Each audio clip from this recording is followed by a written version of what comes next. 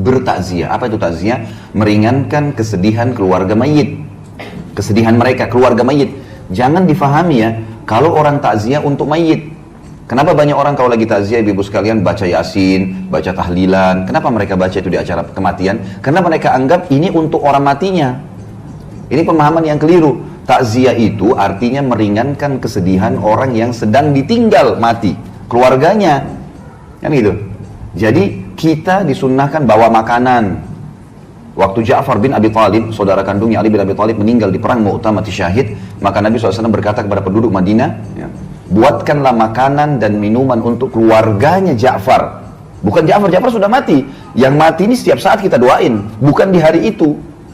Ini 3 hari ini kita datang ke rumah orang yang sedang bersedih untuk keluarganya yang sedang sedih. Buatkanlah makanan dan minuman untuk keluarga Ja'far karena mereka sedang tertimpa apa yang tidak menimpa kalian.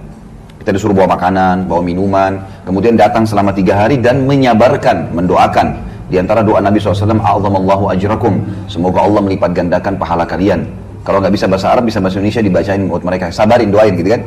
Inna lillahi ma'akhad, walillahi ma'a'ta, wa kullu syai'in indahu bimiqdar. Sesungguhnya milik Allah yang dia kasih, milik Allah yang dia ambil, dan semua berjalan sesuai dengan takdirnya. Sabarin, sabar ya gitu. Anak muda sekarang mentang-mentang belajar agama tinggi-tinggi, ada tradisi orang tuanya tidak anggap sesat, bapak ini kafir. Bapaknya bilangi kafir. Ada itu, ada anak-anak saya, sepupu saya ditarakan belajar agama, baru 2-3 bulan belajar agama, itu pun belajar agama melalui YouTube. La ilaha illallah. Download, dah 1 menit 2 menit, begitu masih jalan itu ceramah, habis kuotanya, habis itu ceramah, nah pahami setengah-setengah, langsung nak bilang, bapak ini bid'ah. Kenapa aku bilang kau bid'ah, sesat, takziah, tidak ada pada zaman Nabi takziah. Nah ini langsung bapaknya marah, bertengkar. Oh, saya bilang, di mana kau belajar agama dong? Mana kau belajar agama, bapakmu kau kafirkan hanya gara-gara dengar ceramah. Apa jeleknya takziah? Kalau tidak mau kau paling bilang takziah, bilang kau ceramah kematian. Apa larangannya ceramah kematian? Apa isinya? Baca ayat suci Al-Quran. Mana ayat yang melarang orang baca ayat suci Al-Quran? Apa isinya? Orang yang didatangi berduka kita hibur. Apa larangannya? Ayo. Apalagi isinya takziah, ceramah agama. Ada orang dilarang ceramah. Apalagi isinya kita datang bersilaturahmi. Masa kita dilarang bersilaturahmi? Apalagi isinya orang dikasih makan. Dosa ke orang dikasih makan? Kalau ada orang bilang, wah dilarang, merepotkan, bikin susah orang berduka. Cocok, setuju. Jangan menyusahkan orang berduka. Setuju. Mana disebut menyusahkan orang berduka? Bapak dikasih teh gelas, bapak minta teh botol. Nah, itu bikin susah orang itu. Dikasih air gelas, nah bilang kopi mix kasih kak. Nah, itu bikin repot itu. Tapi ini orang sudah mampu sih. Lagi pula itu di Makassar saya lihat, bukan lagi tuan rumah yang sediakan kue, tapi orang-orang tamu, ada yang bawa roti gunung, ada yang bawa teh, ada yang bawa kue tradisional. Lalu apa salahnya kita bersedekah? Kalau judulnya takziah, kau tidak mau bilang ceramah takziah, sudah bilang saja pengajian atas berdukanya meninggalnya ini. Orang tua mengadakan acara peringatan 1000 hari meninggalnya orang tua. Kalau saya sebagai anak ikut menghadiri, apakah itu termasuk dosa besar? Tidak kita katakan dosa besar, tetapi begini Bapak Ibu sekalian, ibadah itu ada tuntunannya. Ya. Kita punya Islam ini sudah sempurna, Al-Quran sudah lengkap, sunnah-sunnah Nabi sudah lengkap. Yang kita kerjakan yang ada panduannya saja, tidak usah ditambah-tambah. Acara kematian, kalau ada orang mati, maka dianjurkan bertakziah selama 3 hari. Bertakziah, apa itu takziah? Meringankan kesedihan keluarga mayit, kesedihan mereka, keluarga mayit. Jangan difahami ya, kalau orang takziah untuk mayit. Kenapa banyak orang kalau lagi takziah, ibu-ibu sekalian, baca yasin, baca tahlilan? Kenapa mereka baca itu di acara kematian? Karena mereka anggap ini untuk orang matinya. Ini pemahaman yang keliru. Takziah itu artinya meringankan kesedihan orang yang sedang ditinggal mati, keluarganya, kan gitu. Jadi kita disunnahkan bawa makanan. Waktu Ja'far bin Abi Thalib, saudara kandungnya Ali bin Abi Thalib, meninggal di perang Mu'tah, mati syahid, Maka Nabi SAW berkata kepada penduduk Madinah, ya, buatkanlah makanan dan minuman untuk keluarganya Ja'far. Bukan Ja'far, Ja'far sudah mati. Yang mati ini setiap saat kita doain, bukan di hari itu. Ini 3 hari ini kita datang ke rumah orang yang sedang bersedih untuk keluarganya yang sedang sedih. Buatkanlah makanan dan minuman untuk keluarga Ja'far karena mereka telah sedang tertimpa apa yang tidak menimpa kalian. Kita disuruh bawa makanan, bawa minuman, kemudian datang selama 3 hari dan menyabarkan, mendoakan. Di antara doa Nabi SAW, A'zamallahu ajrakum, semoga Allah melipat gandakan pahala kalian. Kalau nggak bisa bahasa Arab, bisa bahasa Indonesia, dibacain buat mereka, sabarin, doain gitu kan. Inna lillahi ma'akhad, walillahi ma'a'ta, wa kullu syai'in indahu bimiqdar. Sesungguhnya milik Allah yang dia kasih, milik Allah yang dia ambil, dan semua berjalan sesuai dengan takdirnya. Sabarin, sabar ya gitu. Kakak saya beberapa tahun lalu anaknya meninggal dunia. Anaknya satu-satunya anak laki-laki. Anak ini sehat, habis asar nggak ada apa-apa, masih makan pisang goreng, masih minum teh hangat gitu. Kakak saya ini, ibunya masih minta tolong antar ke tempat kursus adik perempuannya di kota Makassar kebetulan. Pada saat itu tiba-tiba jam habis maghrib dia pulang habis antar ibunya, temannya telepon dari Bali minta dijemput di bandara Makassar. Dia keluar pintu tol ditabrak mobil truk, mati. Meninggal, nggak sakit, nggak apa ini. Nggak ada sama sekali. Bapak tadi masih antar ibunya, jam 12 malam baru ketahuan. Itu pun yang tahu kebetulan adik saya laki-laki, jadi pamannya anak ini ya.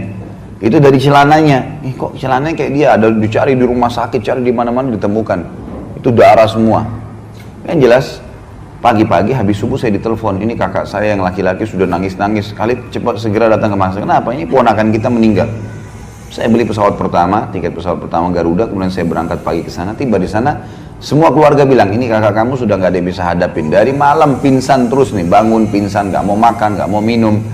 Ini masalah, nanti sakit juga dia. Gimana caranya? Saya datang dekatnya lalu saya dudukin. Kak, duduk sebentar. Dia duduk. Setelah saya salaman lalu saya bilang, Hamdi, namanya anak ini Hamdi. Hamdi ini tidak hilang. Tidak hilang, saya bilang. Hamdi ini kita sebagai orang beriman tahu pindah alam ke alam akhirat. Akhirat itu abadi. Dia sedang mendahului kita ke sana. Untuk apa kakak sedih? Jelas-jelas dia cuma pindah. Dia bangun dari tempat itu dan dia bilang, memang benar Hamdi gak hilang. Saya bilang gak hilang. Orang beriman yakin mati itu sebuah pintu untuk menuju kepada kehidupan abadi. Jadi nggak usah sedih dengan mati. Memang mati itu harus dilalui proses. Bukan cuma manusia, hewan, tumbuh-tumbuhan, semua mati. Gitu kan? Mati itu sebuah pintu, kalau kita masuk kita akan menuju ke rumah abadi kita. Cuman di sana ada surga atau neraka, baik atau buruk, gitu kan? Penentuannya sekarang. Jadi jangan anggap anak ini hilang. Yang penting, seperti ibaratnya saya bilang sama kakak saya, seperti saya sama kakak mau ke Surabaya nih dari Makassar. Kebetulan tiketnya Hamdi jam 9 pagi, saya sama kakak jam 3 sore.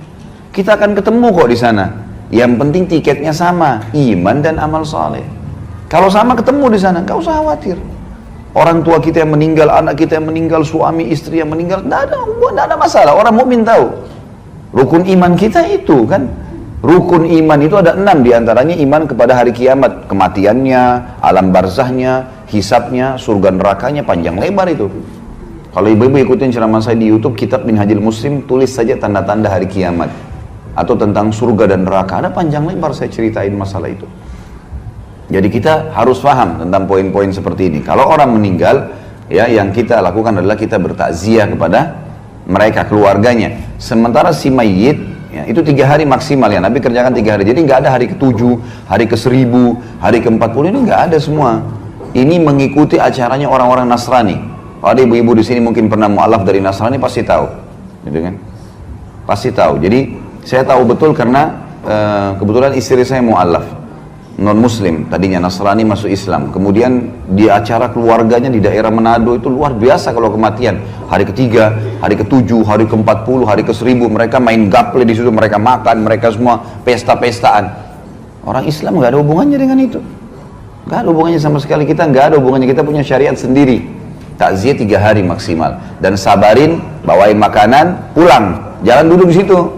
Gak usah lama-lama. Nabi SAW dalam 1 hari bisa datang sampai 3-4 kali ke rumah orang yang sedang bersedih. Baik, untuk si mayit apa yang kita lakukan? Perbanyak amal buat dia, beristighfar untuknya, dan itu setiap saat. Selama kita hidup kita selalu beristighfar untuk dia, ya Allah ampuni dia, rahmati dia, jadikan kuburannya taman dari taman surga. Terus bersedekah buat dia, ada masjid lagi dibangun, kita sumbang atas nama si mayit, itu boleh, nggak masalah. Sumbangkan Quran di masjid atas nama dia, ya. Apapun yang bersifat amal jariah, pembangunan jalan lah, penggalian sumur lah, apa saja yang bisa jadi kebaikan buat dia, dan masuk dalamnya juga haji dan umroh.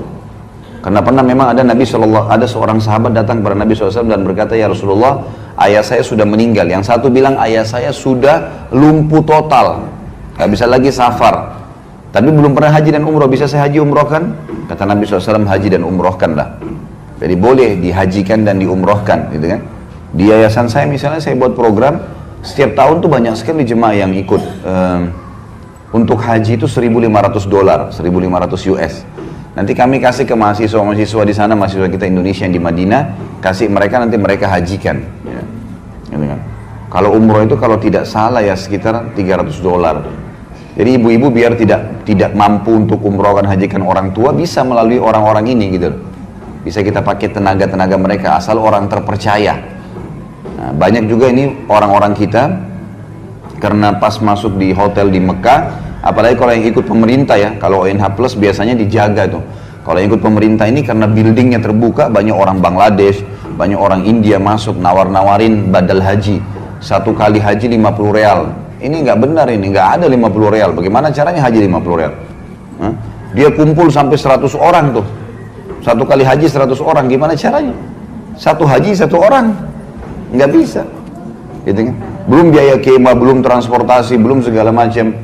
Nah ini termasuk bisa untuk orang meninggal. Jadi didoakan setiap saat, selalu sedekah jariahkan buat dia, sedekah buat dia perbanyak.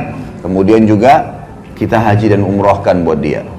Ini yang boleh. Jadi kita harus bedain ya, syariat kita jelas kok. Gak ada sesuatu yang keliru. Jadi perayaan hari 1000 mati ini tidak pernah ada.